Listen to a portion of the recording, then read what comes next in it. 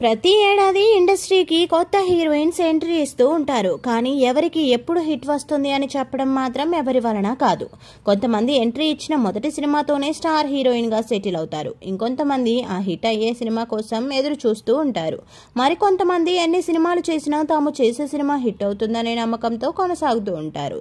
ఇక ఈ మూడు కేటగిరీల్లో రెండో కేటగిరీలో చేరింది మీనాక్షి చౌదరి. మోడల్ గా కెరీర్ ను ప్రారంభించిన ఈ చిన్నది ఇచ్చట వాహనంలో నిలపరాదు అనే సినిమాతో తెలుగు తెరకు పరిచయం అయింది.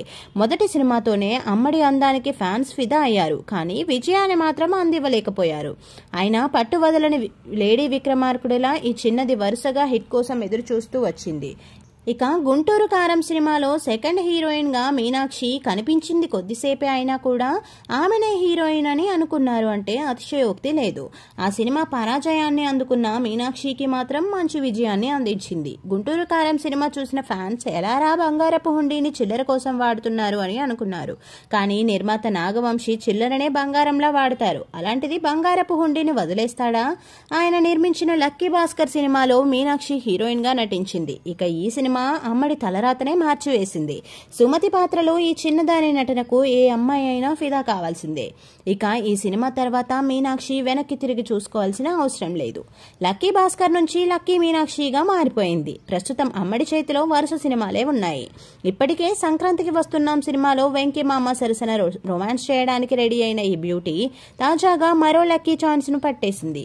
అది కూడా నాగవంశీ చలవే అని తెలుస్తోంది. కుర్ర హీరో నవీన్ పొలిశెట్టి హీరోగా నటిస్తున్న తాజా చిత్రం అనగనగా ఒక రాజు.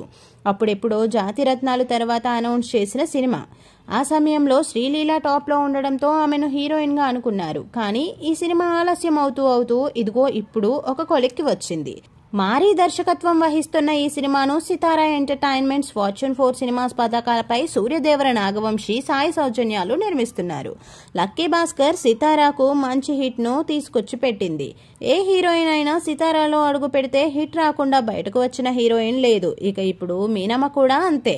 మొత్తానికి సితారాలో రెండో సినిమాను కూడా లైన్ లో పెట్టిన ఈ చిన్నది అనగనగా ఒక రాజు సినిమాతో ఎలాంటి విజయాన్ని అందుకుంటుందో చూడాలి.